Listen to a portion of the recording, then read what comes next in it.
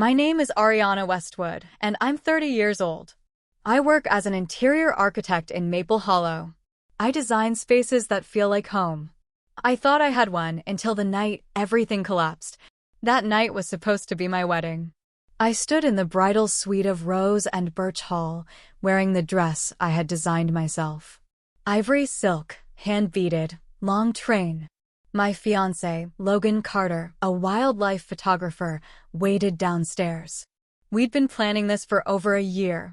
My parents had promised a wedding fund since I was a teenager.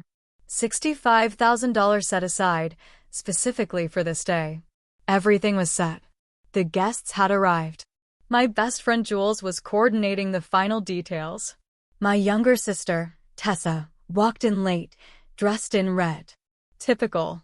At 6:45, I was minutes away from walking down the aisle. That's when my mother, Delilah, took the microphone. She smiled at the crowd. We're proud of Ariana. She's always been strong.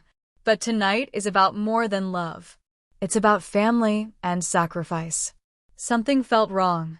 She kept speaking. Bradley and I have decided to give the remaining wedding fund to Tessa to support her new business. The room went silent. I froze at the top of the stairs. My father stood beside her, silent. Tessa smirked. I called out, "What?" Delilah glanced up. It was necessary. Tessa needs it more.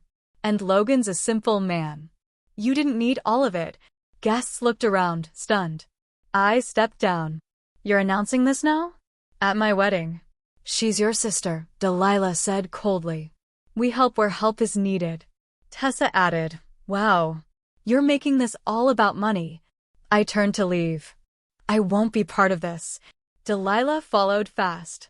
Before I could react, she slapped me across the face. And then, she ripped my wedding dress at the back seam. Beads hit the floor. You don't deserve it, she shouted. Gasps. Silence. A waiter called the police. Logan rushed to my side. The room emptied fast. The police arrived in minutes. Delilah was taken out in handcuffs. Tessa cursed and stormed out. Back in the bridal suite, I changed into a backup white jumpsuit. My gown was ruined. My hands were shaking. Logan said, We can still get married. Just us. I shook my head. Not like this. We canceled the ceremony. Guests left. I filed charges the next day for assault and destruction of property. It wasn't about the money anymore. It was about respect. And they had none left to lose. 3 days after the ruined wedding, I sat in my apartment, staring at a legal notice. My parents were suing me. They wanted the $65,000 back, claiming it had only been a college support fund. According to the letter, they never promised it for a wedding, and now that I had rejected their support, they were reclaiming it through court. I laughed, bitter and quiet. My lawyer, Ms. Calhoun, was quick to respond. She said the fund had clear written references in past messages and emails, ones I'd saved. Receipts from a joint account they'd created for the wedding were also solid proof. But the lawsuit wasn't the worst part. Tessa began a campaign to destroy me online. She posted vague messages about me being toxic and jealous. Then she uploaded fake screenshots of emails where I supposedly tried to cancel the wedding myself. They were forged, I never wrote those. One image showed a photoshopped message from Logan's email. It looked like he had confessed to cheating with me weeks before the wedding. Logan was furious. This is a lie. She's going too far. I confronted Tessa. She laughed. You humiliated Mom. You deserved worse. I blocked her. But more followed. A reporter from a local gossip blog contacted me for a quote. Someone, probably Tessa, had tipped them off. I kept quiet. Ms. Calhoun warned me. They want you to snap. Don't. Instead, I focused on the case. We collected evidence. Bank statements. Emails where Delilah had said, This is your wedding fund. Use it as you like. Voicemails from my dad mentioning the fund as locked for Ariana's big day. The court date was set for 3 weeks later. In the meantime, Logan and I agreed on one thing. we'd still get married. Just not with guests. Not with flowers or speeches. We booked a small private courthouse ceremony. We hired 2 guards. No one from my family was invited. The morning of the wedding, as we stood outside the courthouse, I saw a woman in a black hoodie moving toward us. It was Tessa. She was holding a bag. I tensed. One of the guards intercepted her. Inside the bag, a can of red paint. She was arrested on the spot, charged with attempted vandalism and trespassing. Logan and I walked into the building and said our vows in front of a judge. Simple. Clean. No chaos. After the ceremony, we had lunch at a quiet cafe near Lake Ashton. For the first time in weeks, I felt something close to peace. But that night, I got another message from Ms. Calhoun. She had news. My parents had just taken out a loan of over $90,000 to pay for Tessa's upcoming wedding, complete with fireworks, a destination venue, and designer outfits. I sat in silence. They hadn't just chosen Tessa over me. They had invested in her destruction of me. The day after my quiet courthouse wedding, I met with Ms. Calhoun again. We were preparing for court, but there was something else, something I couldn't stop thinking about. They borrowed $90,000 for Tessa's wedding. It didn't make sense. My parents, Delilah and Bradley, had never been reckless with money before. But now they were in deep debt for a daughter who'd already burned through 2 previous business loans and a leased luxury SUV she couldn't afford. What are they thinking? I muttered, scanning financial documents Ms. Calhoun had uncovered through public filings. They're gambling, she said. They believe Tessa will become successful and pay them back. But she never does. Exactly. We filed a counterclaim, emotional distress, public defamation, and attempted sabotage. I attached screenshots of Tessa's online attacks, the forged emails, and police reports from both assaults. Meanwhile, Logan's publisher dropped him from a campaign due to the rumors, even after we cleared his name.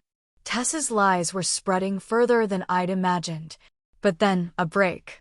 Jules, my best friend, texted me a screenshot. Look at this. It was a message Tessa had accidentally posted publicly instead of privately. Don't worry, we'll leak more stuff if she doesn't back off. Let's ruin her. It was addressed to someone named Jenna, a mutual friend from high school. That message, combined with the forged screenshots and police reports, tipped the balance. Our case was strong. 2 nights before the court date, I received a voicemail from my father. You've made this ugly, Ariana. Just drop it and move on. Tessa's fragile. You're older. You should understand. He still didn't get it. I didn't respond. The courtroom was full. I took the stand. Calm. Steady. I read out emails. I showed the screenshots. Miss Calhoun presented bank records, voicemails, and evidence of the red paint attempt. Their lawyer tried to spin it, said the wedding fund was never guaranteed. But their contradictions were obvious. Then Tessa was called. She smirked as she walked up, crossed her legs, flipped her hair.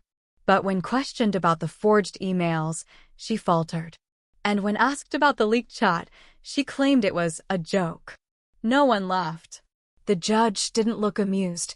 Miss Westwood, did you forge any digital material or spread false information about your sister? Tessa paused. Yes, she finally said. But it wasn't malicious. I felt Logan squeeze my hand.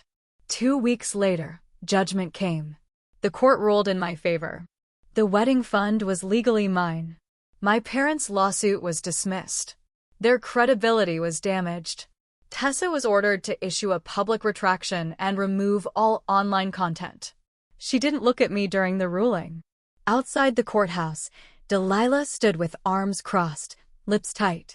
We just wanted what's best, she whispered. For who? I said. Logan and I bought a home 2 months later. Quiet street. Room for a dog. A space I could finally breathe in. We didn't invite anyone to see it. Not even extended family. I blocked Tessa. I haven't heard from her since. But sometimes I see photos from her extravagant wedding, thrown together with borrowed money and fake smiles. And I remember, peace doesn't come from pleasing people who never cared. It comes from walking away, finally free. It's been a year, 12 full months since the courtroom showdown. Since my parents walked out without a word. Since Tessa disappeared from my life with a slammed door and no goodbye. I thought time would dull the ache. But some wounds don't disappear, they simply scar over. Logan and I settled into our new home in Brookside Hills, a small town an hour away from our old city. It's quiet here. Trees line every street, and the neighbors wave without asking too many questions. We keep to ourselves. No social media. No family calls.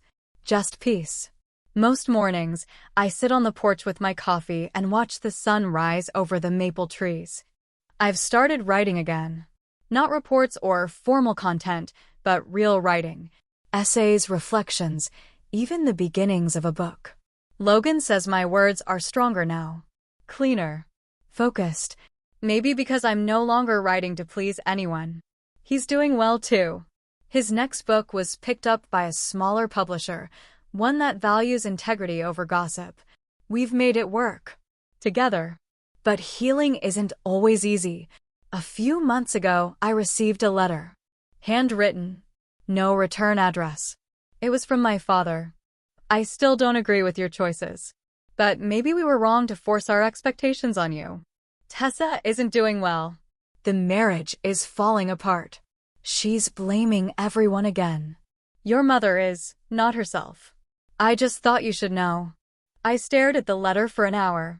Then I burned it in the kitchen sink. Not out of hate, but because I refuse to be dragged back into their chaos. I have nothing to prove to them anymore. A week later, something strange happened. I got a message from Jenna, the mutual friend who had once helped expose Tessa's lies. Thought you should see this, she wrote. Attached was a screenshot of a fundraiser. Tessa had created it under a fake name, claiming to be a young woman abandoned by her cruel family after a controlling sister ruined her wedding. She wanted money to start over. She'd raised over $12,000. The lies never stopped. But I didn't feel rage this time. Just pity. Tessa had all the chances to grow up, to take responsibility, but she chose delusion. And I finally understood. Not everyone wants healing. Some people live for conflict, for drama, for attention. And when they don't get it, they crumble. One night, Logan asked, if they reached out again, really apologized, what would you do? I didn't answer right away. Then I said I'd listen. But I wouldn't go back. He nodded. That's enough. It is. A month ago, we adopted a rescue dog. A golden retriever named Wally. He follows me around the house like a shadow, always eager to protect, even from the shadows in my head. I take long walks now. Cook more. Smile without thinking about who's watching. Sometimes I wonder if my parents think of me when they pass our old favorite restaurant or see the courthouse on the news. But those thoughts don't keep me up anymore. I don't check their social media. I don't wonder how Tessa's doing, because I'm finally free. Not just from them. From needing their approval. From begging to be chosen. I chose myself. And in doing so, I built a life that no lie, no lawsuit, no betrayal could ever take away. Final message. We spend so much time trying to win love from people who only know how to keep score. But peace doesn't come from being accepted by others, it comes from accepting yourself. Sometimes, walking away is the bravest thing you can do. And sometimes, it's the only way to survive.